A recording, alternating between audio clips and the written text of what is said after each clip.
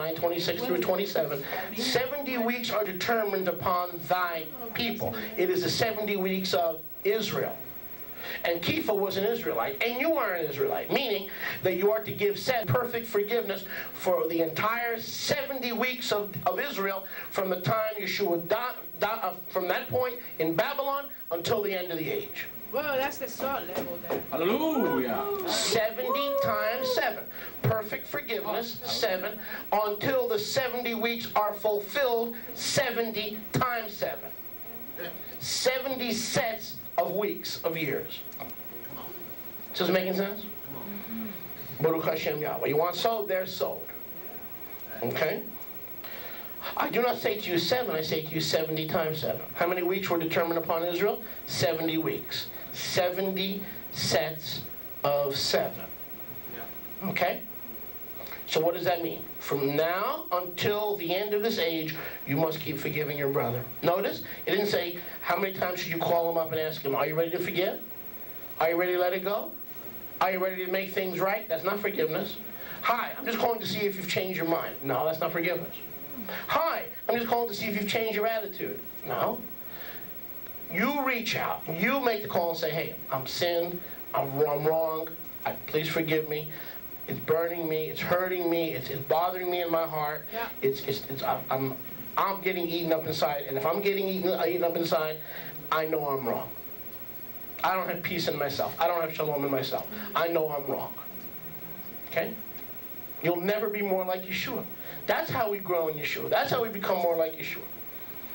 When we let things go, we can forgive things easier, quicker, and more consistently than we ever could before. Make sense? Easier, quicker, and more consistently. Write it down. Easier, quicker, and more consistently. That's what it means to grow in Yeshua. You cannot manifest love without manifesting forgiveness. You cannot. You simply cannot. There is no love without forgiveness. Period. Why did Yahweh send His Son? Because He loved the world, so He did something about it. He forgave the world. And now you have to apply it personally by accepting Yeshua as your Savior. Amen. Amen. Amen. See, we've been taught in religion, this is optional. This is not optional. I'll reside with the words of Yeshua. Thank you. You guys can do whatever you're led to do. I will bank on the words of Yeshua. Amen. Matthew 11, 25. Matthew 11, 25.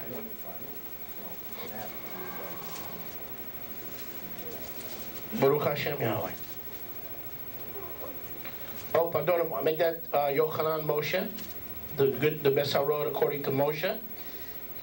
11, Yochanan Moshe. John Mark. 11, 25. Yochanan Moshe. 11. You don't really think his name was Mark, do you? Please, give me a break. 11:25. 11:25. Here it is again. How many witnesses does Yahweh demand to have something to be a Torah witness? In the Torah, how many witnesses? 2 or 3. Okay, we have Matityahu. Now we're going to have Yochanan Moshe. 11:25. Moshe, Yochanan Moshe, 11:25. Now the church loves to quote this. If you say to this mountain, be thou removed about 11 o'clock at night and cast into the sea, and you don't doubt in your heart, gosh, if I hear that scripture one more time, taken out of context, I'm going to freak. Have you ever heard this one butchered?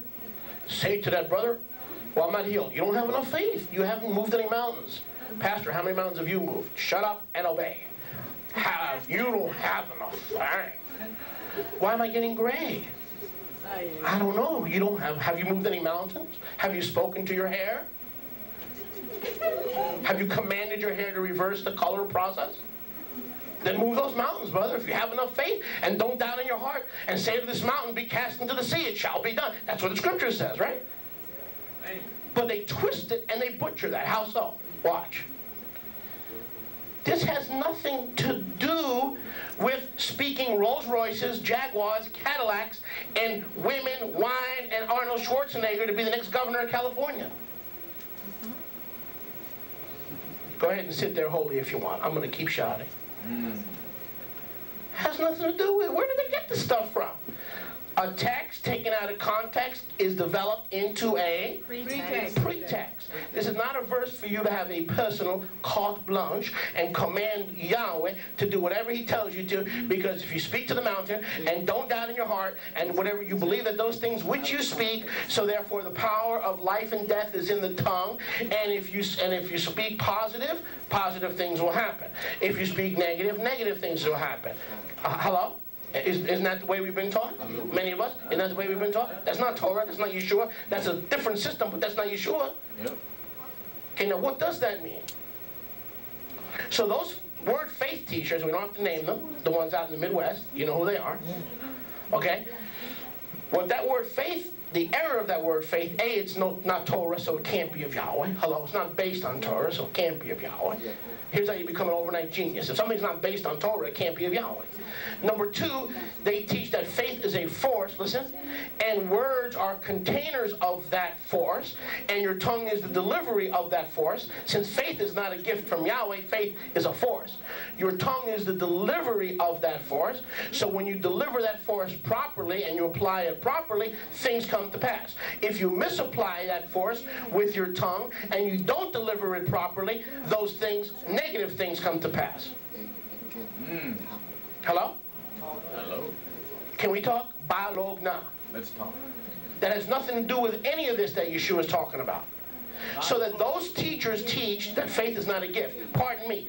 Ephesians 2:8 says, "You are by grace are you saved through faith, not of yourselves. It is the gift of Yahweh."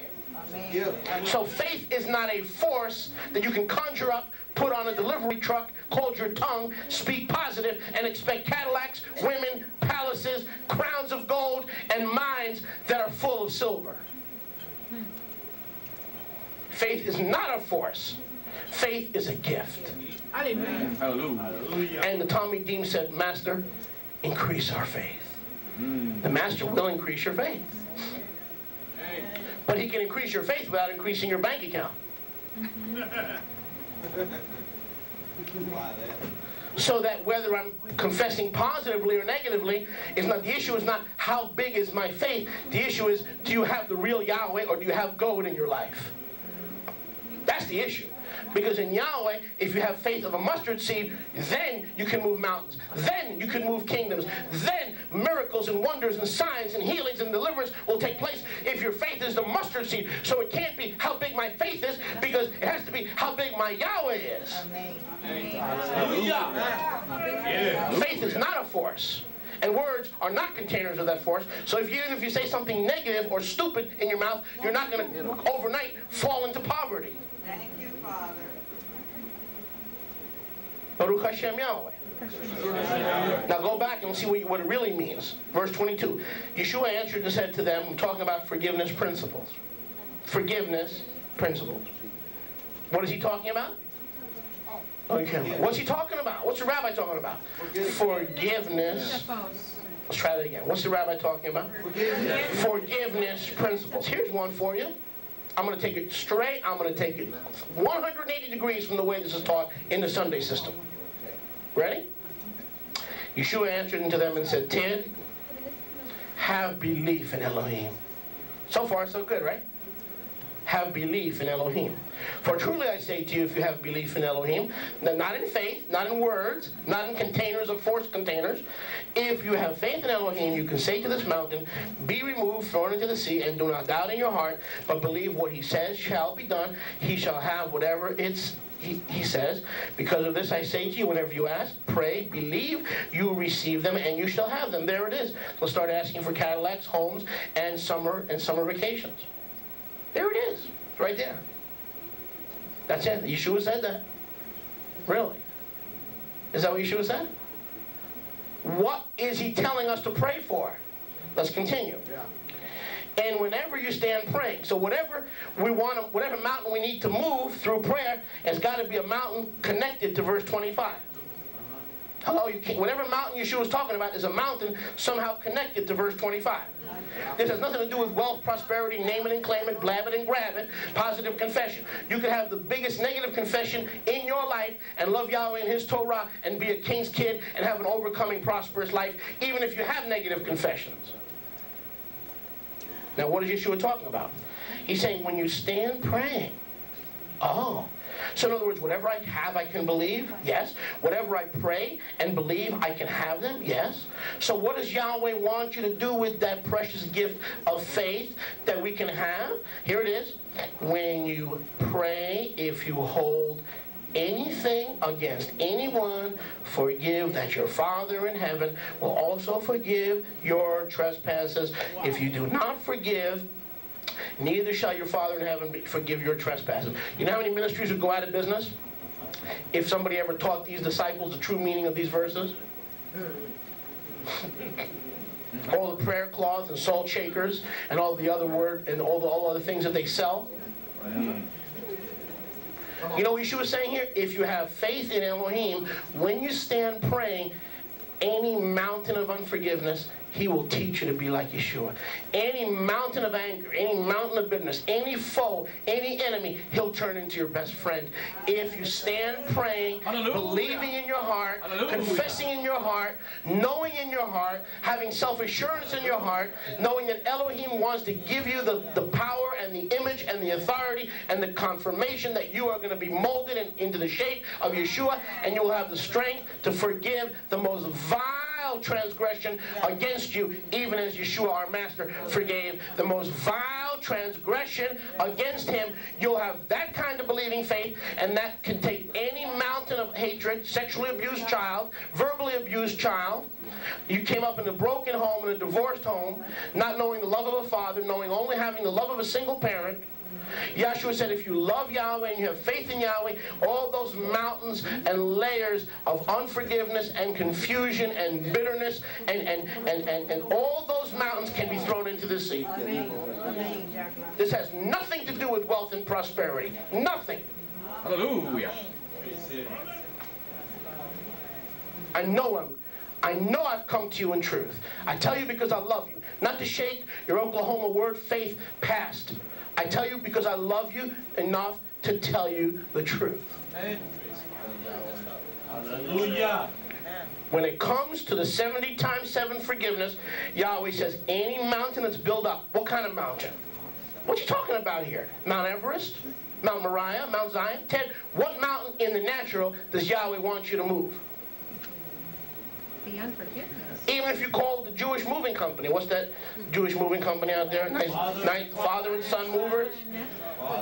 Yeah, the only kind of father and son movers are this kind. Amen. All right? Baruch Hashem Yahweh. So that whole wonderful promise, is it a wonderful promise? Yes. Are we belittling this promise? No. Are we minimizing this promise? No, yea, rather, we are magnifying this promise. Hallelujah. The mountains and layers of child abuse, sexual abuse, unforgiveness, broken homes, fathers beating on the mothers, mothers beating on the fathers, arguing in front of their children, confusion, gender confusion, whatever the case may be. Any mountain that is built up in your heart, Yahweh says, if you have the faith in Elohim, you don't doubt in your heart, you stand and pray for the forgiveness of the offender. I'm going to take that mountain, I'm going to melt it, and I'm going to put it into the depths of the sea, and you're never going to see that mountain again because you're standing, praying, asking me to, you're speaking to that mountain, the mountain of hurt, anger, and unforgiveness. Hallelujah. This has nothing to do with wealth and prosperity. Hallelujah. Baruch Hashem Yahweh. Baruch Hashem Yahweh. Thank you, front row students. Baruch Hashem Yahweh. Nothing. This is a pure torturing of the word of Yahweh. To take this and say that you can have whatever you want, Cadillacs, Jaguars, late night parties at Hugh Hefner's mansion. Come on, this is good. You can even buy Hugh Hefner's mansion and turn it into the gospel kingdom. Yeah, right. I mean, come on. Let's get real here. Now, here's the key, verse 25. Whenever you stand praying, if you hold anything, turn to your neighbor and say anything. Anything. Let's try that again. Anything. Anything. And let me tell you something. I didn't shed a tear when my father died. I didn't shed one tear. That's how much I hated that man. But Yahweh had to deal with me. I have no choice. I have to let it go.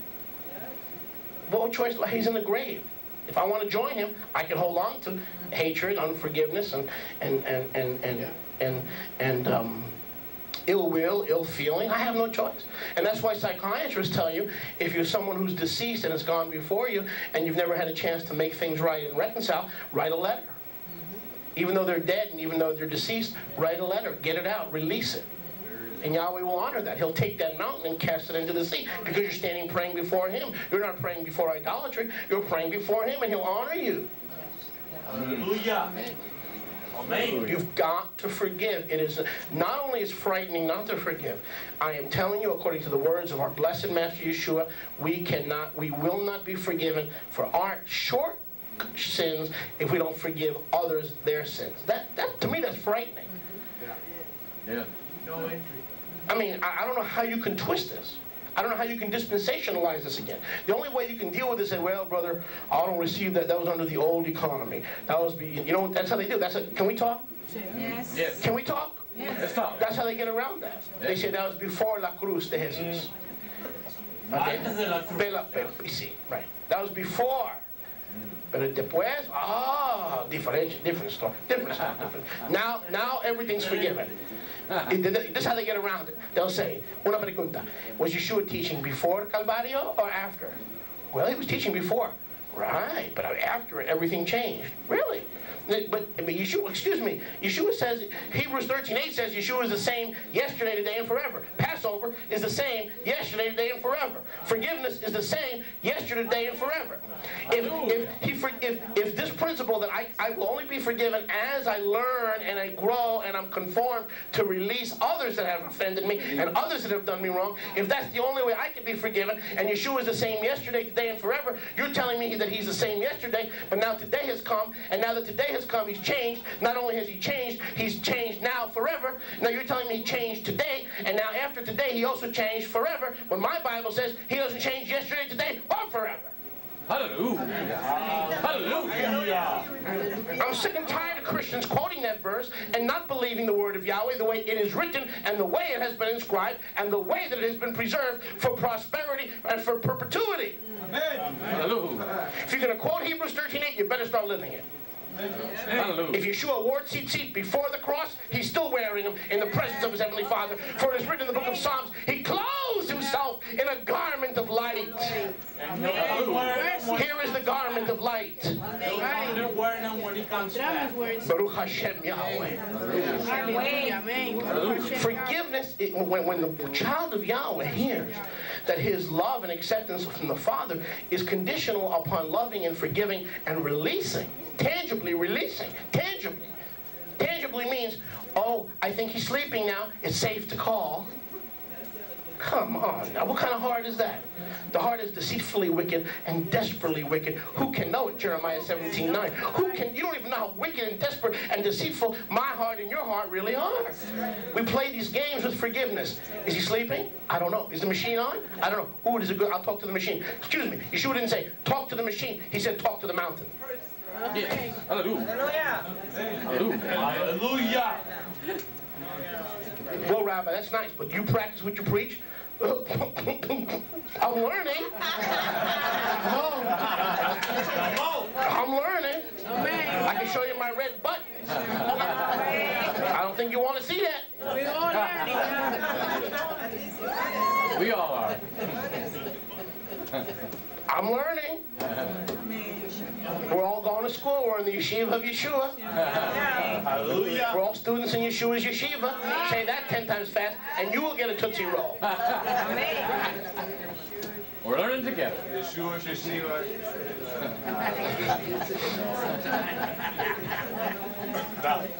How much condemnation has been given over these misapplications of these scriptures? You're poor because you don't know how to speak to the mountain. Really? No. No, you haven't been in the school of ministry. Really? No. You haven't been in a prophet. You got to go to the school of the prophets. You're doing something wrong, and sit down and we'll find out what you're doing. No. This is crazy. This has been twisted to condemn us. Yeshua is saying here, if you've got a mountain of unforgiveness, anger, bitterness, and grudge, I will move that mountain. I will give you the words and the heart and the attitude 70 times 70 to move that mountain. If you stand praying to me and you forgive men their trespasses, he's saying then whatever you say will be done. Whatever mountain you bring to me, whatever mountain of anger and bitterness and unforgiveness you have, you speak to that mountain, it will be moved. Why? Because you're first speaking to me. But I'm not going to let you move a mountain of unforgiveness, hate, bitterness, and anger if you don't first bring it to me. So that forgiveness is Yeshua. I believe it's in 1 Yochanan it says, Yahweh is love.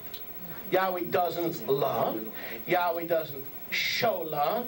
Yahweh doesn't put on love. Yahweh doesn't play love. Yahweh is love. And love acts. Love has to manifest. And the way love manifests is through forgiveness. That's right. When you forgive, you are literally Yeshua walking on earth. Because the enemy can't do that, and the enemy's children can't do that. And neither can you unless you're empowered by the Ruach HaKodesh, which is why we're not orphans. He's left us the Ruach HaKodesh to allow us to forgive those who have hurt us. When Yeshua was on the tree of Golgotha, he says, Abba slach lahem, hem lo yodim ma shehem osim. Slach lahem. They know not what they do. Remember on Yom Kippur, we beat our chest? Salach lanu, mechalanu, kaper. Slach lahem, hem lo yodim ma shehem osim. They don't know what they're doing. Baruch Hashem. Let's start teaching this right. Speaking to the mountain. Whatever you believe will come to pass. Why? Because you're asking the Father's heart to invade that mountain. It cannot fail. Do you understand me? Any mountain must be cast into the sea because you are appealing to the Father's heart, and His heart is love manifesting in forgiveness. It cannot fail. Any mountain. Hallelujah. Sexual abuse, verbal abuse, Hallelujah. A broken home. I had all the above. You name it, I had it. I had some kind of abuses that aren't even in the Guinness Book of World Records. I've been abused in some ways that haven't even been thought of yet. But you've got to let it go. You got no choice. Okay. The Besarot of Lucas, please. Besarot of Lucas, 23 and 34. And Mark says the same thing as you're turning there. I want to read it again, just to emphasize it. Go to Luke 23:34. Okay? I want to read what we just covered. Now, in focusing, and again, verse 26. Moshe 11:26. If you do not forgive, neither you will your Father in heaven forgive you your trespasses. Matityahu said it, Moshe Marcus, and now we go to the third witness of Luke. Very simple. If you do not forgive your brothers and sisters, your Heavenly Father will not forgive you. I'll tell you what, this is not religion. This is the most irreligious message you're ever, not irreverent, but irreligious message you're ever going to hear. Hello? I said hello. Hello. Hello. Because religion wants to keep you. You know what this is? Look at me. You know what this is? This is doing the tickling ears without Q-tips. This is what happens on Sunday mornings and most congregations Messianic. It's tickling the ears without Q-tips. You get your hands filthy. Okay, if you're going to scratch your ears, use Q-tips. Teachers are having tickling ears. Oh, you're saved. Once saved, always saved. Don't worry. You can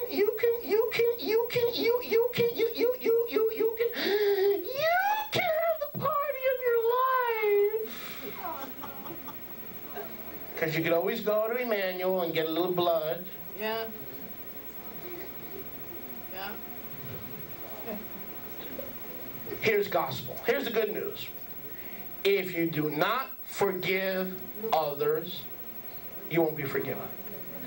But If you do, you will be completely forgiven. This is eternal. Thy word, O Yahweh, is settled forever in the heavens. Thy word, O Yahweh, you have lifted above, yea, even thy name. Thy word is truth, that they may know thee, the only true Elohim, and the Messiah Yeshua, whom thou hast sent. Hallelujah. This is what is written, not what is recorded, not what is distributed, not what is warehoused. That's right. This is what the Bible teaches about forgiveness for the child of Yahweh. Not for the heathen, for the Israelite, for the Ephraimite, for the Yehudite. You've got to seek it, grasp it, and walk in it to receive it. Isn't it funny how these word faith teachers say, well, brother, it's time to take the offering. Oh, really, Pastor? Yeah, time to take your... Now, you want to be blessed? Yeah. You want to have money? Yeah. You want to have your light bill paid? Yeah, then you've got to give. So it's the principle of sowing and reaping. So wait a second, Pastor, you're confusing me. So in other words, according to this theology, I've got to sow to reap money, right? Right. According to this theology, whatever I sow, I'm going to reap, right? Right. Well, pardon me, if that works for that material, why does it not work for forgiveness? If you sow forgiveness, you'll reap forgiveness from the Heavenly Father. Amen. Oh, no, brother. No, we don't teach that here. No. We haven't been trained like that in our seminary. Now, if you give money, you'll get money. If you give food, you'll get food. If you give love, you'll get love. So in every area, the principle of sowing and reaping doth apply. King James, doth apply. But when it comes to forgiveness, don't get into that Jewish stuff, because if you don't think that forgiveness is unconditionally given, you've gotten into that Jewish stuff. Pardon me, if Yeshua taught it and it's Jewish, I want it. Amen. I'm into the Jewish stuff. Amen. Your Jesus may not have taught it, but Yeshua did. So if you're going to sow and reap and put that on the people of Yahweh, this mentality of the spiritual law of sowing and reaping, then it ought to apply to what these mountains are really all about. It ought to apply to what these mountains are really